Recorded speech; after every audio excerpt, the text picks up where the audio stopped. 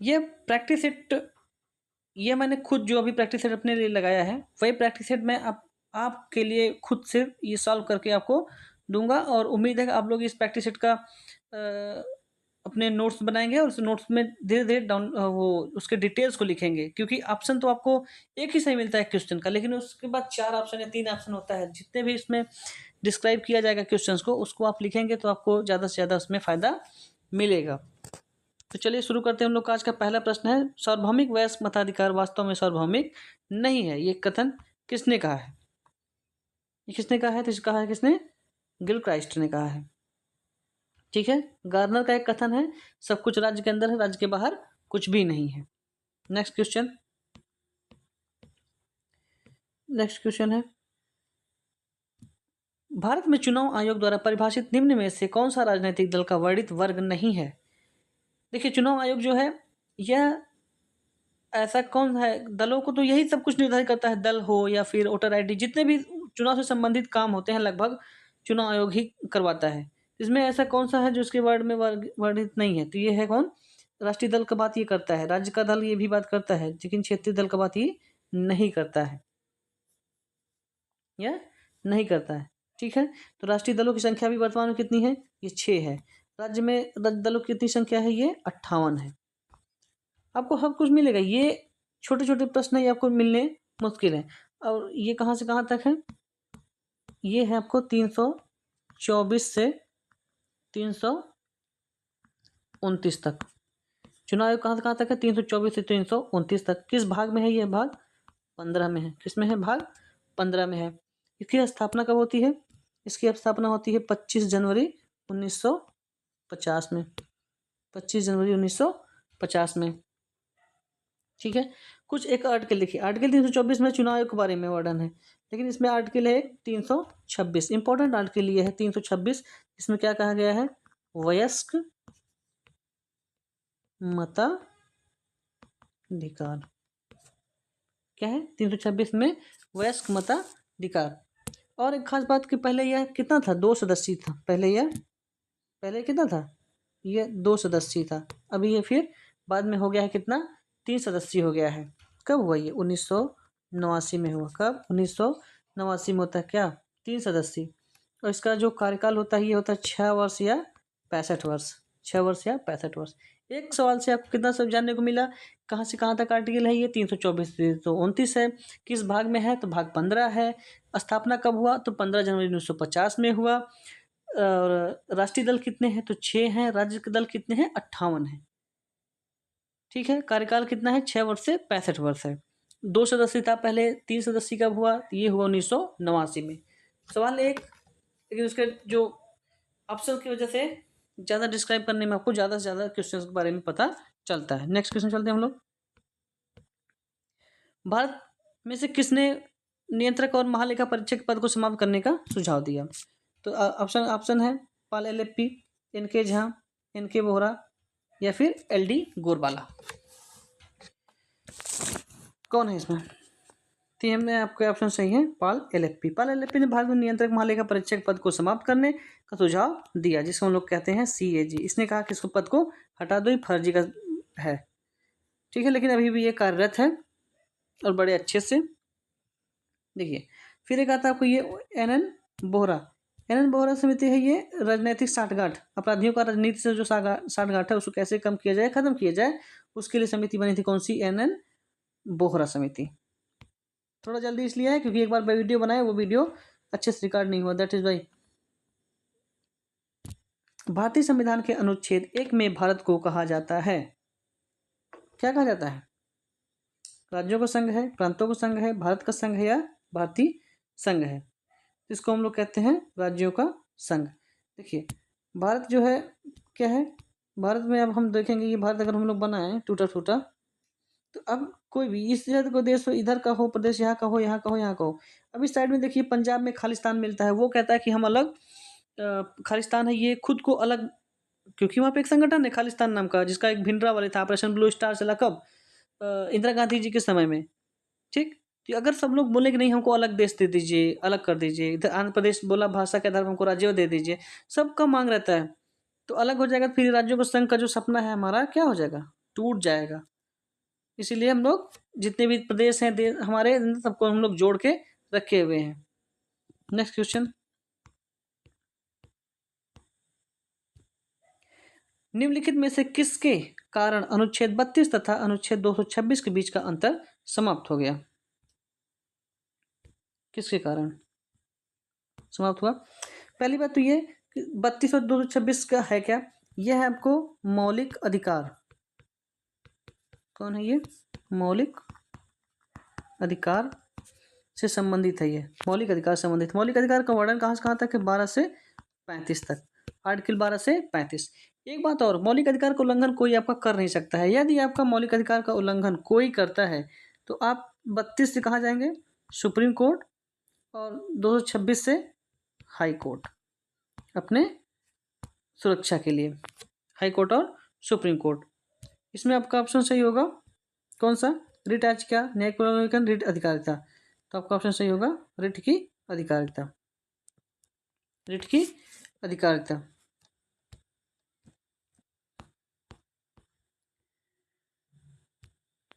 भारत के संविधान में किस एक संशोधन के द्वारा सशस्त्र आंतरिक अशांति को सशस्त्र विद्रोह शब्द को जोड़ा गया? 40 से, 42 से, 44 से या 45 से? देखिए, पहली बात तो 42 और 44 दोनों ही इंपॉर्टेंट, 42 और 44 दोनों ही मोस्ट इंपॉर्टेंट संशोधन है, अमेंडमेंट है इंग्लिश में। तो संशोधन है तो कौन सा है? तो है तो दोनों इंपॉर्टेंट। ये प्रस्तावना आप पढ़ेंगे तो इसमें ज़्यादा संशोधन इसमें मिल जाएगा आपको।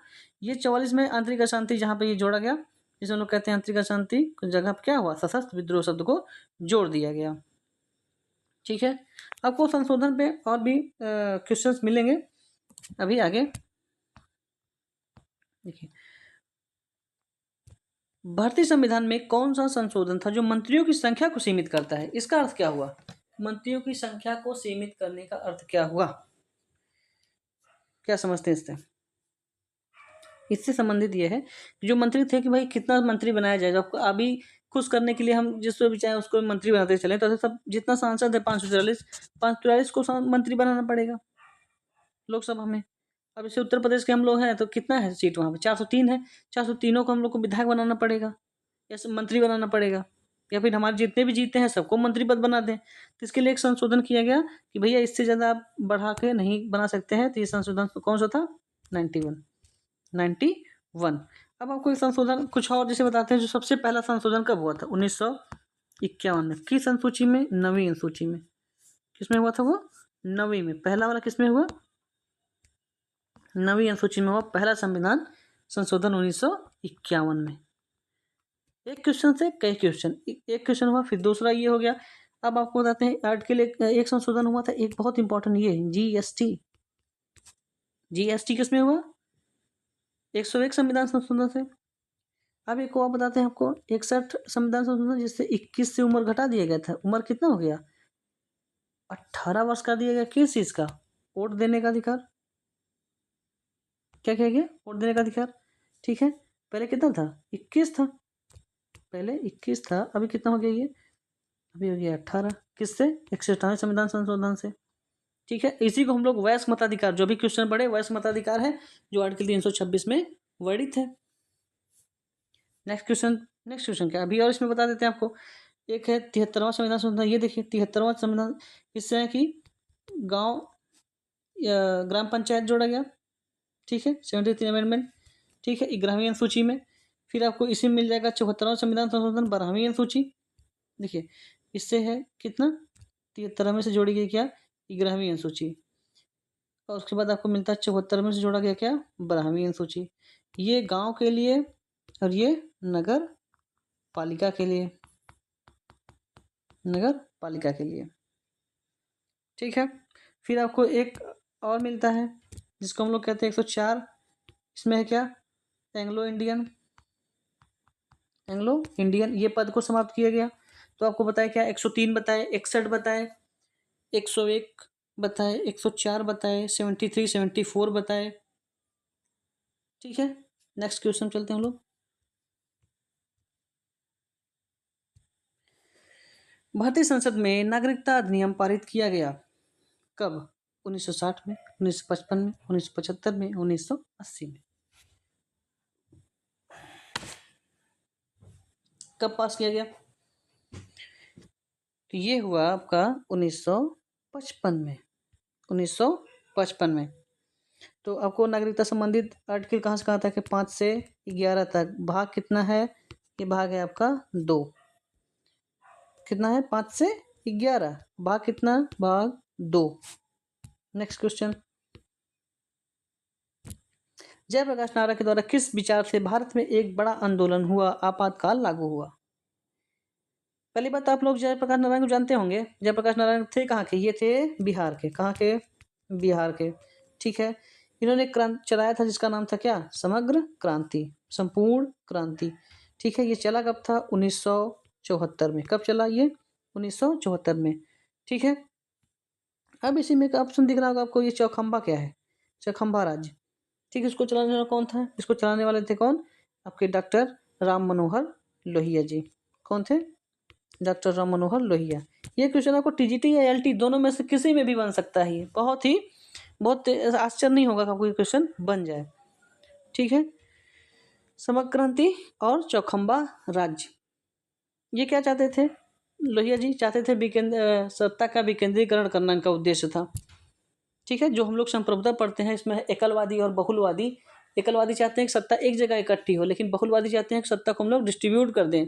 उसका जो पावर है, प्रधानमंत्री अपना काम करे, राष्ट्रपति अपना काम करे, गांव का प्रधान अपना काम करे, सब लोग अपना अपना काम करें। ये चाहते थे कौन? डॉक्टर राम मनोहर लोहिया की सोच थी।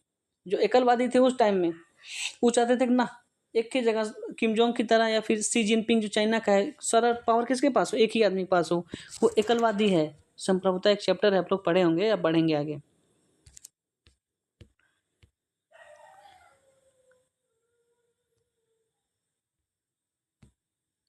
अब ये क्वेश्चन है आपका,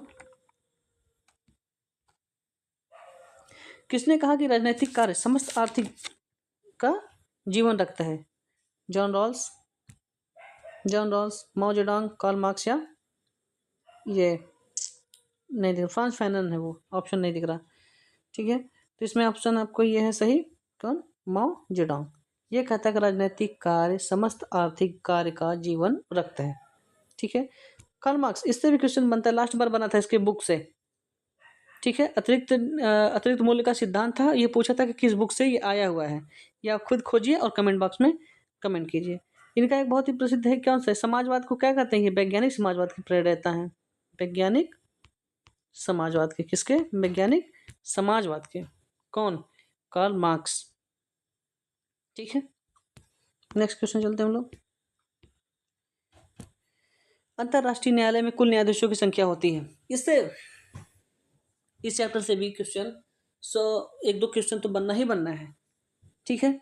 अंतरराष्ट्रीय न्यायालय, पहली बात तो है क्या ये? अंतरराष्ट्रीय न्यायालय में जजों संख्या कितनी? 11 है, 17 है, 21 है या 15 है? तो इसमें टोटल संख्या है कितनी? 15 संख्या है। कितनी है? 15 है। अंतरराष्ट्रीय न्यायालय में कुल न्यायाधीश 15 है। इनका कार्यकाल कितना होता है? 9 वर्ष। कार्यकाल कितना है? 9 वर्ष। ठीक है। अब इसी एक और आता है सुरक्षा परिषद। सुरक्षा परिषद, इसको हम लोग, इसमें कितने होते हैं? इसमें जो सदस्य होते हैं 10 होते हैं अस्थायी, 5 होते हैं अस्थायी। इनका कार्यकाल होता है 2 वर्ष। इनका कार्यकाल होता है, हमेशा के लिए होते हैं ये 5 ही हमेशा के लिए, और ये जो है 2 वर्ष के लिए। ठीक है। अंतर्राष्ट्रीय न्यायालय का मुख्यालय कहाँ पे है? मुख्यालय कहाँ है इनका? इनका मुख्यालय कहाँ पे है? हेग में है। और हेग कहाँ है? यह नीदरलैंड में। कहाँ पे?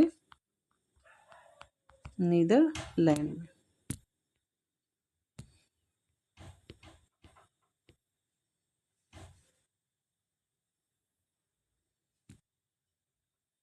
भारत में लोकपाल की नियुक्ति के लिए सर्वप्रथम विधेयक कब पेश किया गया?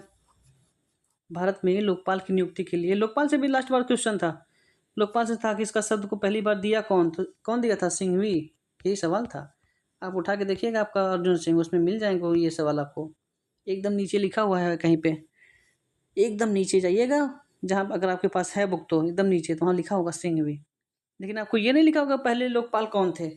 ये नहीं मिलेगा आपको। कौन थे? पिनाकी चंद्र घोष। पिनाकी चंद्र घोष थे, ठीक है, पिनाकी चंद्र घोष थे। तो इसमें ऑप्शन ऑप्शन अभी जो ऑप्शन है किसना, 1968 में यह पेश किया गया था। उड़ीसा पहले सबसे बनाता है कानून, लेकिन लागू कौन करता है इसको? स्थापित करता है उड़ीसा, लगाता कौन है? महाराष्ट्र।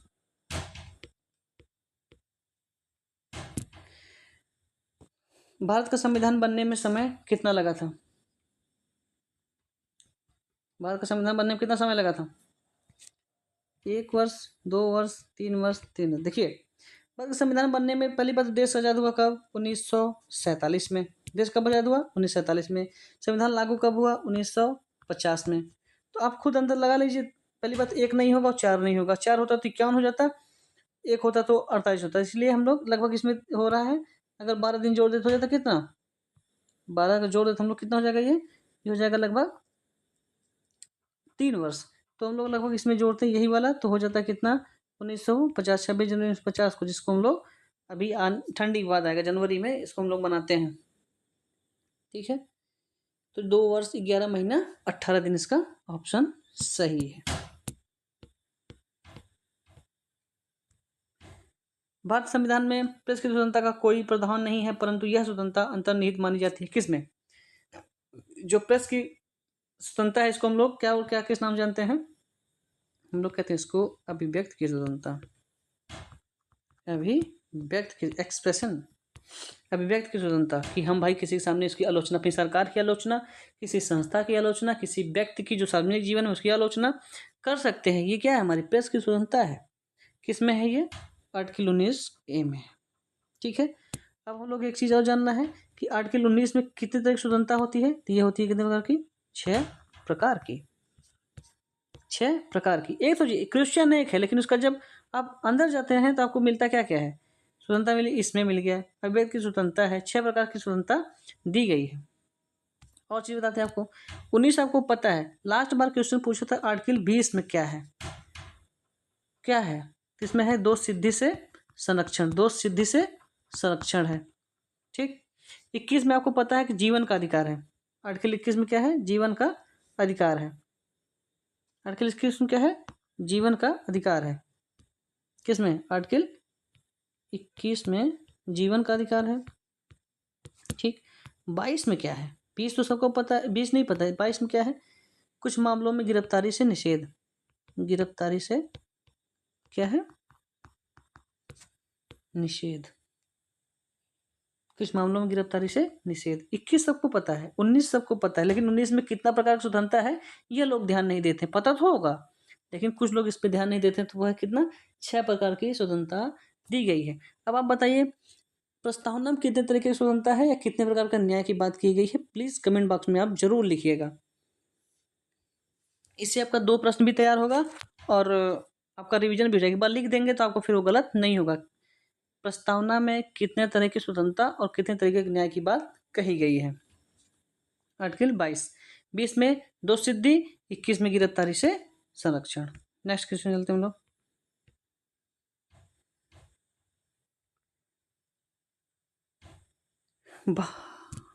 भारतीय संघीय व्यवस्था को किसने सौदेबाजी की व्यवस्था का नाम दिया है? इससे भी पूछता है प्रश्न। सौदेबाजी का नाम कौन दिया है? इसको दिया है किसने? मॉरिस जोन्स ने, ठीक। मॉरिस जोन्स ने दिया है सौदेबाजी के व्यवस्था का नाम। अब हम लोग एक और ये है कौन? अपने केसी वियर साहब। केसी वियर साहब, ये क्या बोलते हैं? केसी वियर कहते हैं अर्ध संघीय। क्या बोलते हैं ये? अर्ध संघीय बोलते हैं। केसी वियर क्या कहते हैं? अर्ध संघीय कहते हैं। भारतीय संघवाद को क्या कहते हैं? अर्ध संघीय कहते हैं। वो सौदेबाजी संघवाद को क्या कहता है? कौन कहता है? मॉरिस जोन्स कहता है, और ये अर्ध संघीय कहता है। चलिए नेक्स्ट क्वेश्चन। भारत के किस अधिनियम में सिखों को विशेष निर्वाचन प्राप्त है? ऑप्शन है आपके 92, 1909, 1919, 1935। हम जल्दी जल्दी इसलिए करवा रहे हैं क्योंकि एक वीडियो मेरा पूरा बन के उसमें कोई अर्थ नहीं निकला, जिसकी वजह से मुझे अभी ये जल्दी थोड़ा करना पड़ रहा है। अभी टाइम हो रहा है 12 बज रहा रात में, ठीक है। तो इसमें आपका ऑप्शन है ये 1919। 1919 की ये भी है कि इसमें क्या हुआ था, द्वैत शासन लागू हुआ था। केंद्र और प्रांतों में जो शक्तियाँ थी उसको क्या हुआ, उसमें क्या हुआ था, केंद्र और प्रांत में बंटवारा किया गया था, क्या विषयों का विभाजन किया गया था। ठीक है, फिर आपको 1935 में तो आपको पता है, सबको पता है, 1935 के द्वैत शासन को समाप्त किया जाता है इसमें। ठीक है, 1892 में एक महत्वपूर्ण घटना होती है, क्या 1892 में एक महत्वपूर्ण घटना ये होती है कि घटना क्या मतलब कि बजट, जो आज हम लोग बजट होता है, ये बजट पे हम लोग को क्या मिला, चर्चा करने का मौका मिला, कब 1892 से। ठीक है, चर्चा करने और प्रश्न पूछने की अनुमति मिली। मेरा ही देश, मतलब अपना ही देश था, अपने ही लोगों को ना अपने जो बजट है ना उस पर चर्चा करने की अनुमति थी, ना इस पर क्वेश्चन पूछने का। जो बजट वो तैयार कर दिए सब सही। किसमें था ये, 1892 में। जाति प्रथा का उन्मूलन कार्य स्वराज्य से भी ज्यादा महत्वपूर्ण है। जाति प्रथा का उन्मूलन स्वराज्य से भी ज्यादा महत्वपूर्ण है। किसने कहा था, अरविंद घोष ने कहा, एम एन राय ने कहा। एम एन राय मानवतावादी थे, उग्र मानवतावादी। अम्बेडकर जी ने कहा या फिर जयप्रकाश नारायण। जयप्रकाश नारायण क्या किए थे, 1974 में आंदोलन चलाए थे, जिस आंदोलन का नाम था क्या, समग्र क्रांति या संपूर्ण क्रांति। कहाँ के थे ये, बिहार के। अब आते हैं आपको, ये कौन जो लेके आए इस जो अभी कथन है जिसका, जिसको अर्थ को ये उन्मूलन का कार्य कौन किए, ये डॉक्टर अम्बेडकर। कौन किए, डॉक्टर अम्बेडकर। ठीक है, हम लोग चलते हैं यहाँ पे डॉक्टर अम्बेडकर के बारे में थोड़ा और लिखते हैं। डॉक्टर अम्बेडकर के बारे में हम लोग जानिए, लास्ट बार क्वेश्चन पूछा था इनका, तीन बुक दिया हुआ था, चौथा बुक नहीं दिया था। क्वेश्चन पूछा था कि इसमें से कौन सा बुक डॉक्टर अम्बेडकर का नहीं है। अब आपको सारी बुक तो पढ़ना पड़ेगा। अगर सोचे कोई नहीं एक बुक पढ़ ले और उससे हो जाएगा, तो ऐसा नहीं होने जा रहा है। तो आपको सारी बुक पढ़नी पड़ेगी। तो उस बुक में जैसे इनका एक अम्बेडकर जी का जीवनी का क्या नाम है, वेटिंग फॉर वीजा। ठीक है, तो इनके जो पहली पार्टी कौन थी, स्वतंत्र लेबर। इस पे मत जाइए, बोल रहे हैं आप लोग देखिए, क्योंकि इंग्लिश से हो रहा है स्क्रीन पे तो इतना अच्छा नहीं है। टैब से नहीं पढ़ा रहे हैं, यूट्यूब से नहीं, ये मोबाइल से पढ़ा रहे हैं। पढ़ा भी नहीं रहे हैं आपको, अपने लिए आपके लिए भी जो उसको पढ़ा नहीं रहे हैं। ठीक है, तो इनका इनका जीवनी क्या नाम था, वेटिंग फॉर वीजा। स्वतंत्र लेबर पार्टी इनकी पहली पार्टी थी। इनका जो कई बुक हैं जो आप जो नोट्स हम दिए हैं उसमें इनका नोट जितना भी बुक है उसको आप लोग धीरे धीरे सब याद कीजिए।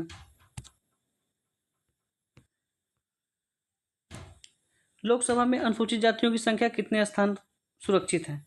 पहली बात तो ये लोकसभा जितनी है तो अभी एससी के लिए कितना है, 84 है अनुसूचित जाति, और एसटी के लिए कितनी है, 47। एससी के लिए 84, एसटी के लिए 47 सीट्स हैं।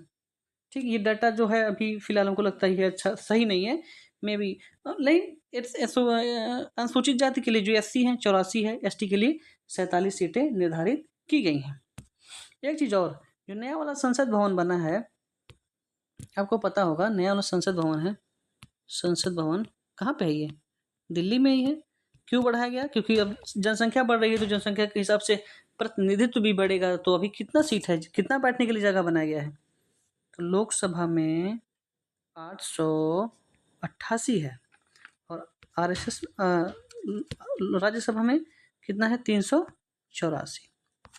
ठीक, कितना है, 888 और 384। जो नया वाला संसद भवन बना है हम उसकी बात कर रहे हैं, पुराने वाले का नहीं। ठीक, तो अभी जितना प्रैक्टिस सेट था हम लोग सब जितना भी था किए, और किस क्वेश्चन कम है ज़्यादा है इस पे मैटर नहीं करता है। जो क्वेश्चन को अलग अलग बताए, चुनाव आयोग में कितना है, या फिर चौखंबा क्या था राम मनोहर लोहिया का, फिर आपको मार्क्सवाद, वैज्ञानिक समाजवाद क्या है, गिल्ड समाजवाद क्या है, लास्ट बार क्वेश्चन पूछ, मतलब आपको इसको नोट्स में बनाना है। ऑप्शन में दिए हुए जिस सारे प्रश्नों को क्या करना है, उसको 360 डिग्री पे आपको सोचना पड़ेगा कौन कौन सा सवाल इससे बना सकता है। जैसे लास्ट बार 19 आर्टिकल 19 सब पूछता है, लेकिन 20 पूछा लास्ट बार, काफ़ी लोग गड़बड़ किए थे। है तो 20 ही, लगता है नया 20 तो हो जाएगा, लेकिन 20 गड़बड़ कर दिया सब। फिर आता है 21, सबको पता है जीवन का अधिकार, 22 में गड़बड़ हो जाता है सब। अब आपको बता दें, आप ईमानदारी से बताइएगा, आर्टिकल 26 पता है क्या आपको? 26 अपने आप सोचिए, आर्टिकल 47 या 46 आपको पता है क्या? तो इससे क्या होता है, जब आप बार-बार लिखते हैं क्वेश्चंस को, आपको क्वेश्चन सारे याद हो जाते हैं। ठीक है? तो उद्देश्य ये है कि ज़्यादा से ज़्यादा आप लोग को लाभ मिले और आपको याद हो, और नोट्स आप लोग ज़रूर बनाते रहिए। 10 लोग भी देखते हैं, 20 लोग भी देखते हैं, ये बहुत है, क्योंकि जब बता रहे हैं ना डेली स्कूल जाते हैं तो वहाँ पे एडमिशन बहुत है, बच्चे आते बहुत कम हैं, तो 15 को भी पढ़ा देते हैं, 10 को भी पढ़ाते हैं, 20 को भी पढ़ाते हैं। तो इस वीडियो में तो हम भी वीडियो डाले लगभग 40, 47, 80, 1600 तक का वीडियो हमारा देखा गया है। तो 40 भी देखते हैं तो 40 आदमी के बारे में सोचते हैं कि 40 लोगों ने देखा है, वो काफ़ी हमारे लिए संतोषजनक रहता है। ठीक है, फिर मिलते हैं नेक्स्ट वीडियो में। और प्रैक्टिस सेट अगर अच्छा खासा आप लोग का कमेंट 2, 4, 10 लोग का भी कमेंट या कुछ भी आता है, लाइक आता है, तो ये प्रैक्टिस सेट मैं कंटिन्यू कराता रहूँगा, क्योंकि मुझे भी एग्ज़ाम देना है, और प्रैक्टिस सेट कंटिन्यू कराता रहूँगा। और उम्मीद रहेगी कि दिन में 12 बजे आपको ये प्रैक्टिस सेट